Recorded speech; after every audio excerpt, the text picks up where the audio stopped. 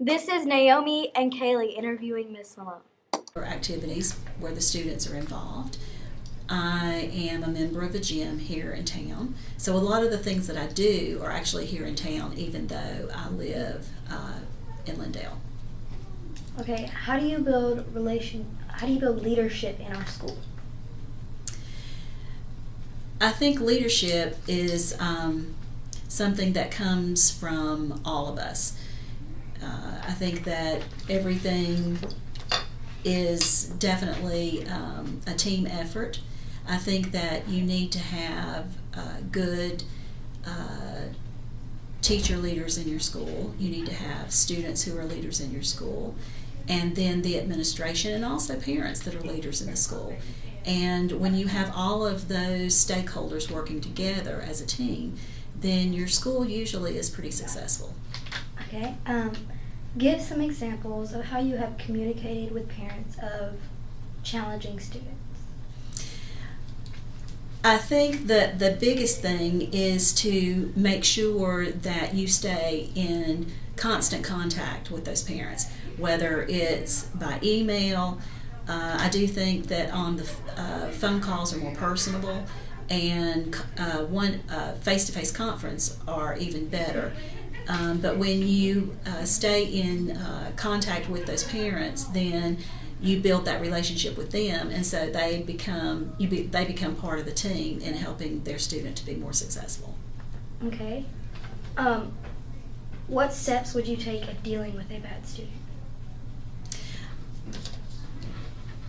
What I have done and still do, I feel like it's very important to talk to the student. It's important to build a relationship with that student. A lot of times there are many variables and reasons why the student may be doing some of the things that they're doing. And I think taking the time to get to know those things and building that relationship is huge.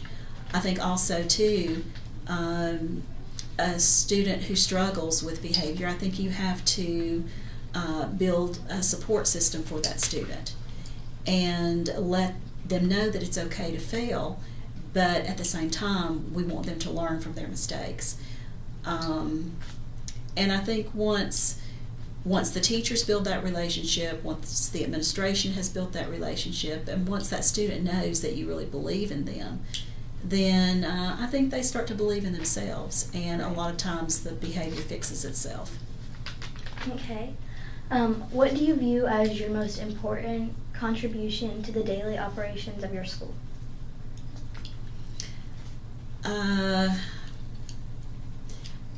I think over the years I have learned, and this answer has changed a lot over the years, but I feel like at this point in my career, what I do to contribute a school running successfully is being a facilitator more than an in-charge kind of person, and letting the teachers and the students know that this is their school too, and that you are truly working together to make the school work. Okay. What made you want to become an assistant principal? Well, I wanted to be a teacher from the time I was in second grade.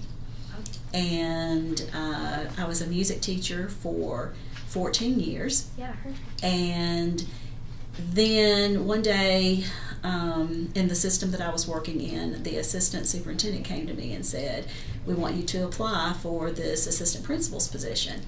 And I thought that was just the craziest thing in the world. I really didn't have any desire to do that at the time. But I went and I interviewed and I got the job.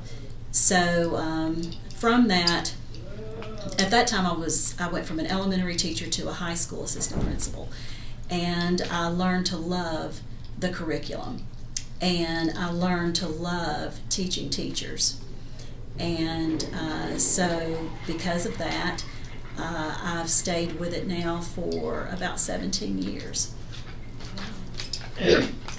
What accomplishment are you most proud of being an assistant principal?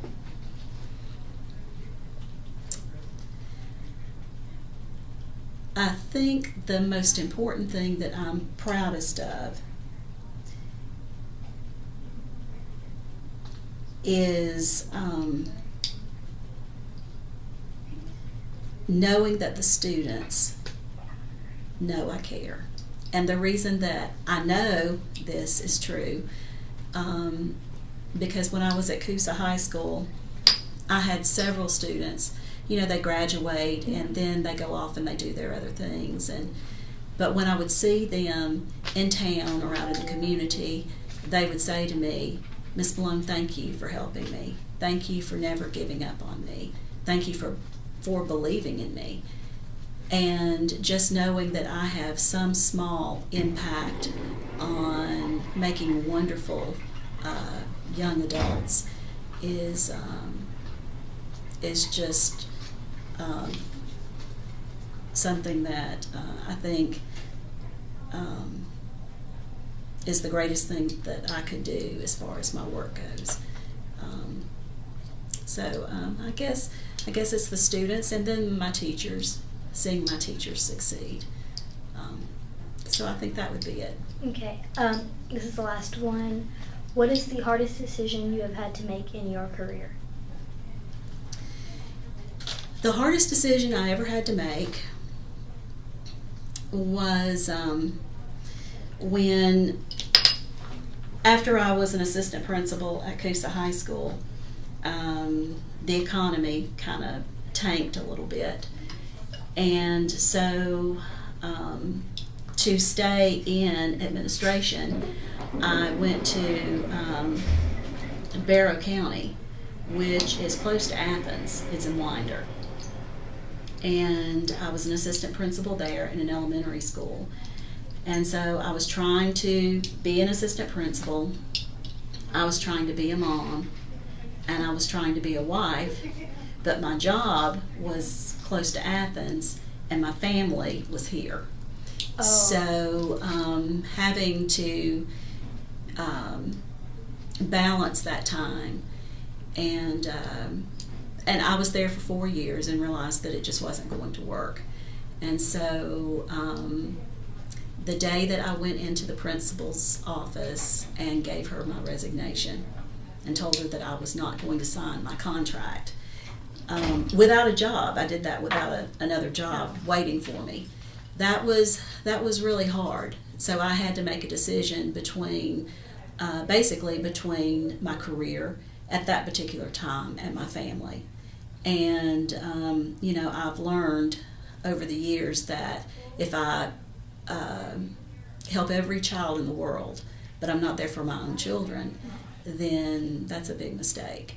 So I came home and didn't have a job and was looking for a job for about 4 months. And then I landed this one. Well, thank you. You're very welcome.